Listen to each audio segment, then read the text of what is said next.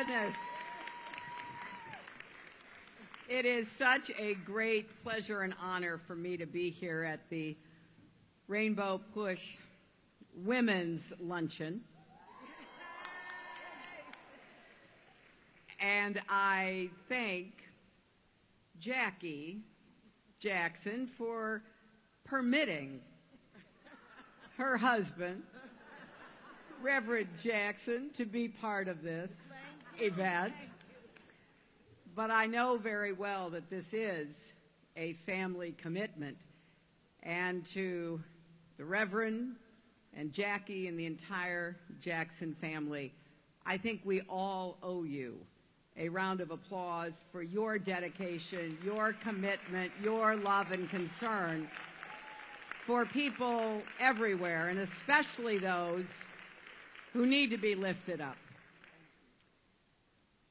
It is truly fair to say that if service is love, then you must all be overflowing today,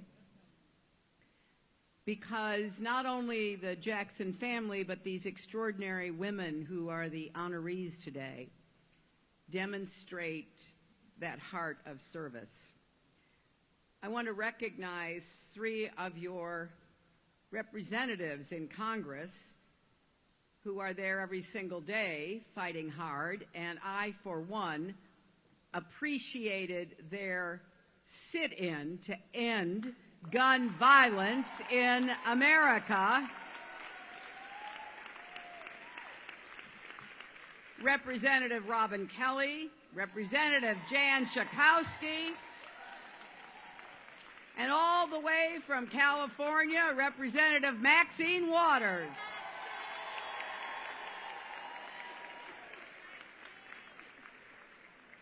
I'm so pleased they can be here, joining with all of us, congratulating and recognizing this year's honorees, a remarkable group of women.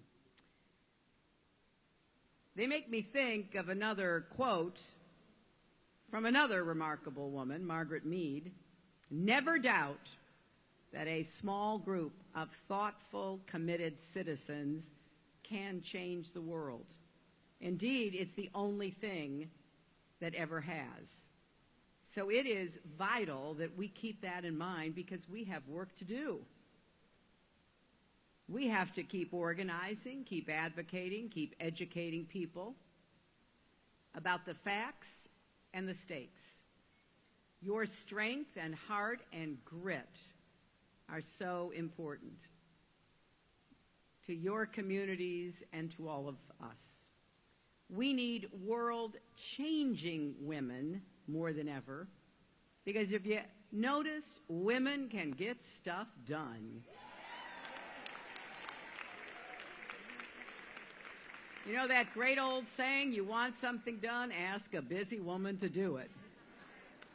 And there are a lot of great men who are out there doing amazing work, including those who are here today, Reverend. But we really do need to start listening to each other, don't we? There's been too much finger-pointing and scapegoating. We need to start recognizing our common humanity, what we share together on this earth. And that requires us to listen, especially in the loud, aggressive world of politics. Sometimes we express ourselves through actions, and that is indeed what we saw on the House floor when, led by John Lewis, Democratic representatives of Congress sat down, refusing to be moved when the cameras went off and the lights went out, because they have been listening. They've heard the anguished cries of families who have lost loved ones to gun violence. Now, it takes humility and it takes a lot of patience to get things done in the halls of power, but I am convinced the tide is turning. I can feel it. I know that people are starting to say, wait a minute, Why can't we get common sense gun safety reform done? Wait a minute. Why can't we make sure every child in this country has a good teacher in a good school, regardless of where that child lives, what the zip code of that child's house might be? Why can't we get the costs of health care down, including prescription drugs? Why can't we pay more attention to mental health and addiction issues that are tearing lives and families apart? That's what I hear when I travel across the country, people saying, why can't we do these things? Sometimes they're holding onto my hand really tight. Sometimes they have tears in their eyes. I've heard their anxiety, their frustration, and heartbreak, and I recognize it because we have neglected too many of our people, and particularly our children, for too long.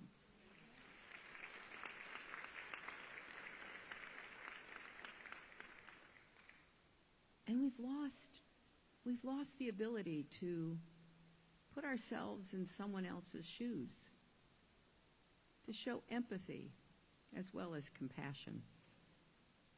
That is the route to solving problems. That's what Rainbow Push has done all of these years. And I, for one,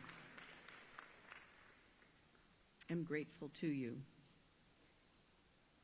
Reverend Jackson and I went down to the memorial to the lost lives of young people taken by gun violence. I bet some of you have visited it.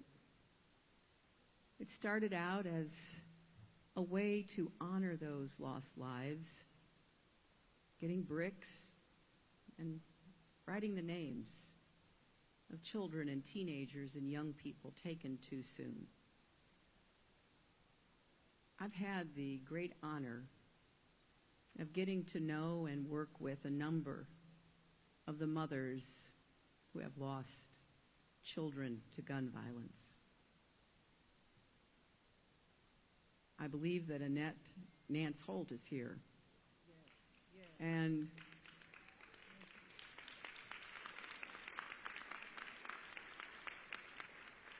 you may know her story of her handsome, wonderful son, Blair, killed in 2007 on a Chicago city bus.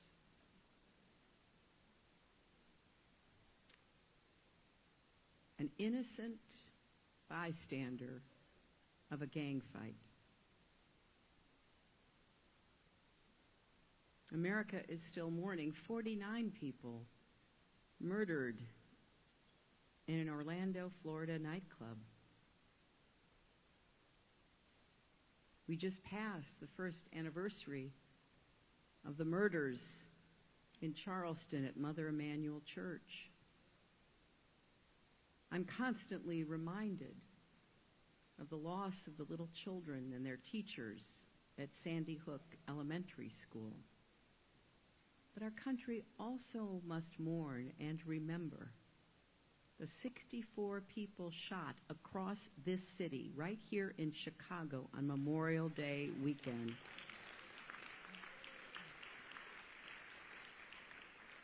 And the 33,000 killed by gun violence every year in America.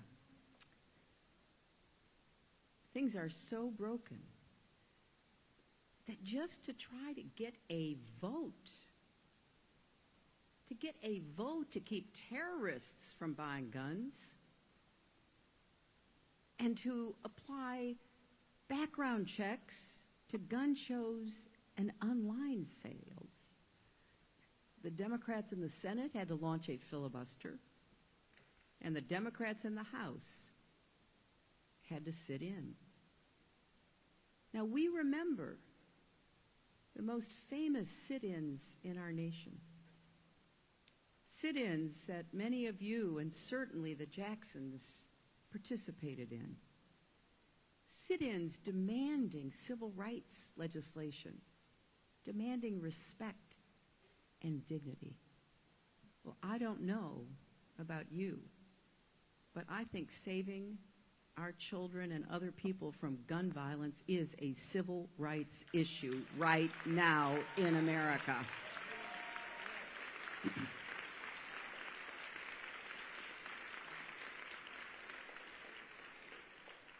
And the continuing opposition by the gun lobby to even letting votes be held, because they know what I know. A vast majority of Americans support common sense gun safety measures, and that includes a big majority of gun owners. So they don't want those votes to be held. They want to avoid them or muddy them up. But we cannot give up. We have to go back time and time and time again, over and over. And what is true for our efforts to stem gun violence and save lives is true about what we need to do to lift up people economically. A lot of folks haven't had a raise in 15 years. People lost their homes. Too many feel left out and left behind, that the economy doesn't work for them. That is not only heartbreak for individuals, that is a threat to our democracy. The basic bargain in America is you work hard, you get ahead, and you stay ahead. So we are going to create more good jobs with rising incomes. We are going to go right into neighborhoods and areas that have been left out of the prosperity that many have experienced. We're going to build on the progress made by President Obama. He does not get the credit he deserves for saving our economy from the big ditch that the Republicans dropped us into.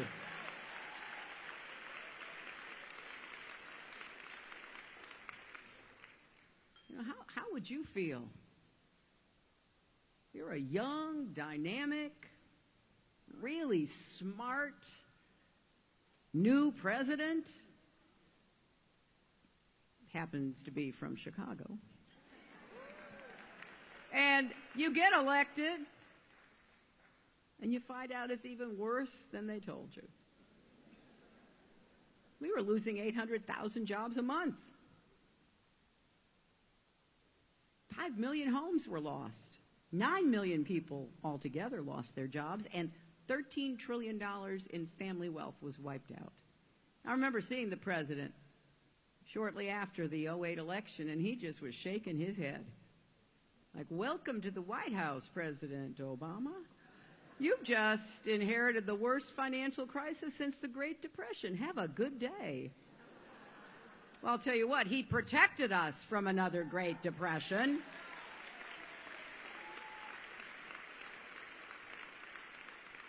And we've had 75 straight months of job growth.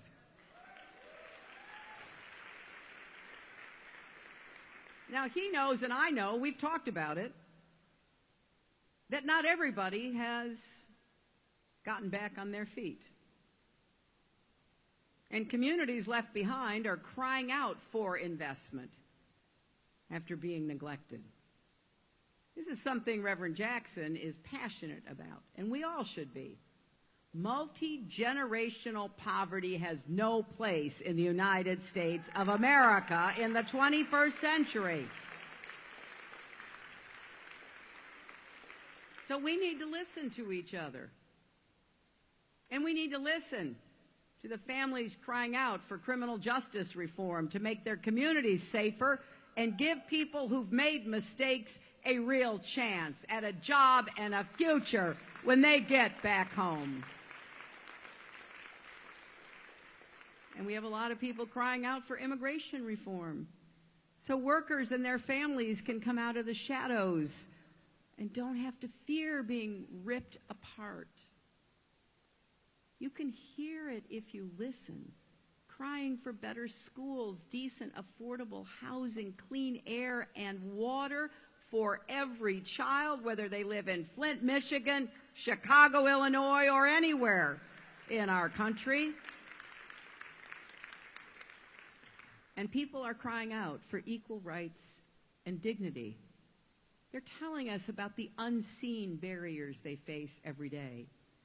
Systemic racism, homophobia, Islamophobia, barriers that some of us can be too quick to dismiss as things of the past.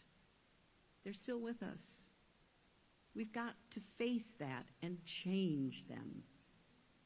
As Loretta Lynch, our great Attorney General, put it so movingly, we all need a place of safety where we can be who we are without fear.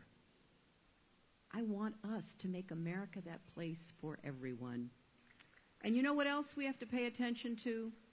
The Supreme Court of the United States.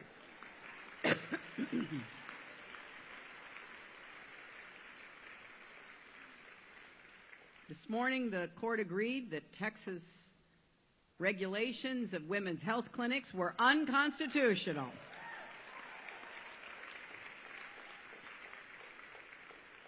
But that's just one issue. The court's role in our country and lives is big. And the next president could appoint 1, 2, maybe 3 justices. And boy, we cannot let that president be Donald Trump, can we?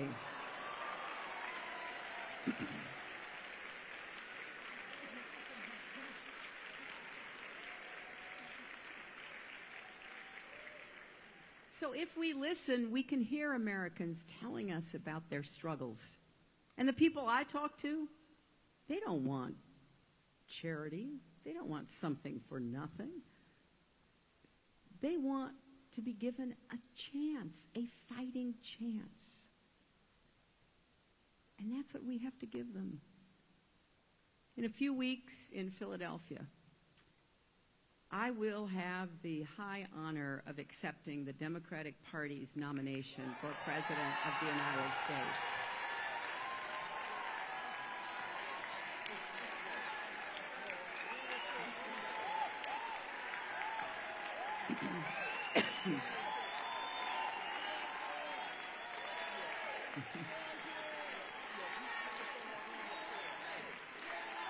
Thank you. Thank you so much. And how exciting that moment will be, but here's what I want you to know from me. I've laid out an agenda for change that we can work on together. You can go to my website, hillaryclinton.com, and you can read all about it. In fact, I hope you will, because we've got to do this together. I have this old-fashioned idea that when you run for president, you really should tell people what you want to do once you get there. And then I want you to hold me accountable. I do sweat the specifics because you know what? They matter. Whether one more kid gets health care or one more person finds a job or one more woman entrepreneur gets access to capital to follow her dream, well, those may just be details in Washington, but I know how much it means to the individuals and families involved. So it matters to me, and I know it matters to you. And we do have our work cut out in this campaign. We're up against a man with dangerous, incoherent ideas for our future. He plays coy with white supremacists. He mocks people with disabilities. He said he wants to ban an entire religion from coming to America. He wants to get rid of gun-free zones around schools, let more countries have nuclear weapons, default on our national debt, turn back the clock on marriage equality. He doesn't think we need to raise the minimum wage. I could go on and on. This is someone whose reaction to the Orlando attack was to publicly congratulate himself. And on Friday, When Britain voted to leave the European Union, he crowed about how the disruption could end up creating higher profits for his golf course. Even though in 24 hours we Americans lost $100 billion in value from our 401ks. Every day, Donald Trump proves he's not in this for the American people. He's in it for himself. And he is temperamentally unfit to be president.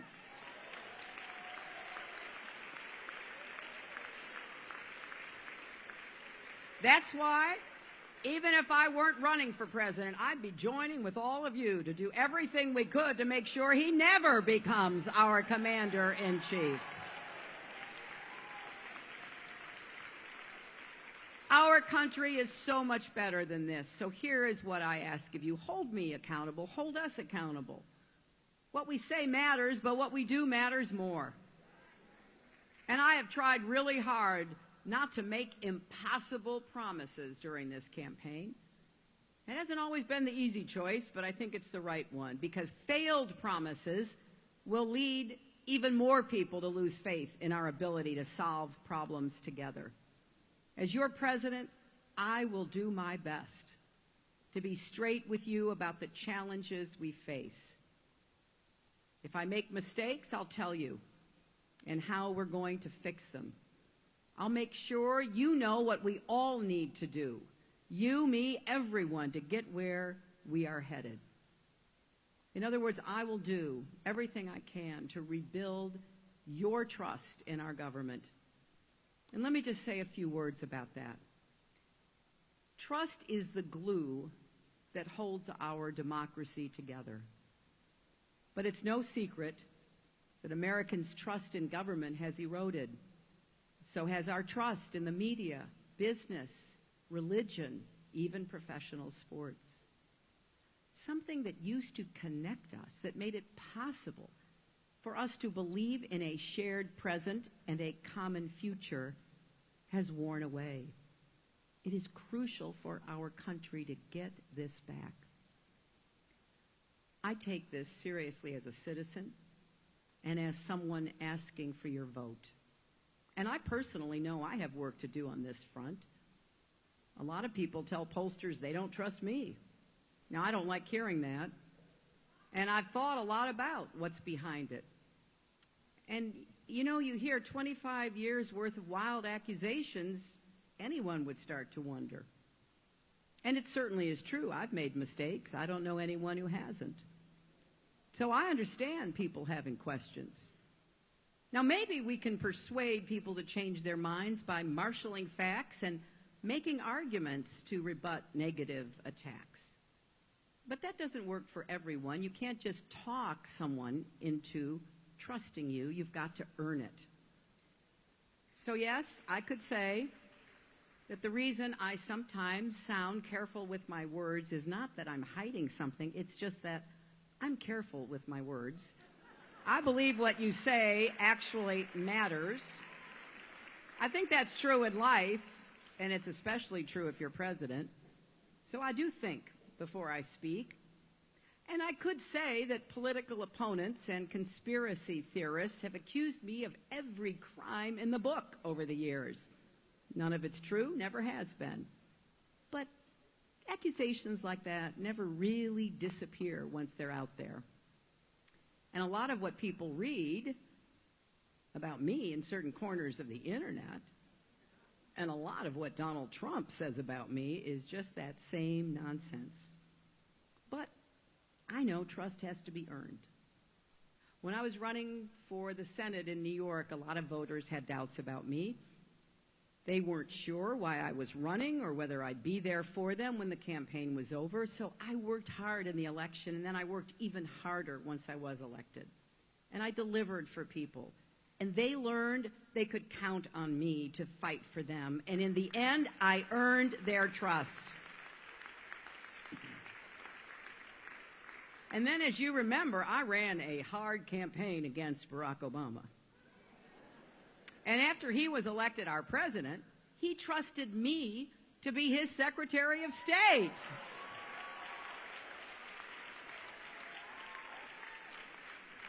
So here's what I say to voters who may have doubts. No one will fight harder for you and your families than I will. You can count on that.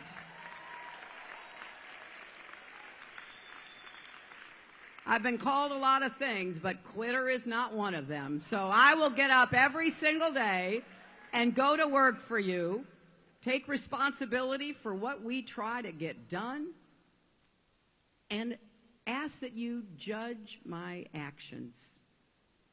And ask that together we do what is necessary to not just renew the American dream, but make it available for everyone. It is big enough for everyone. And if you want to know where I stand and why I'm doing what I do, look at my record. As Reverend Jackson said, I fought for years to give poor kids health insurance, bring jobs to depressed areas in New York, take care of our men and women in the military and their families, stand up for our country when I was Secretary of State. I love this country, and I believe in service, and I can't stand it when something needs doing or someone isn't being treated fairly. That's probably, Reverend, the Methodist in me. You know, that old John Wesley saying, do all the good you can by all the means you can and all the ways you can for however long you can. I try to live by those words, and those will be words I will try to lead by in the White House next year. So, my friends, I believe with all my heart, when we come together, when we unify ourselves, there is no problem we can't solve, no divide we can't heal, and the future will be better than the past. We really are stronger together. The women you honor today demonstrate that every single way they can. So let's keep fighting. Let's produce the kind of future that our children and our grandchildren deserve. Thank you all, and God bless you.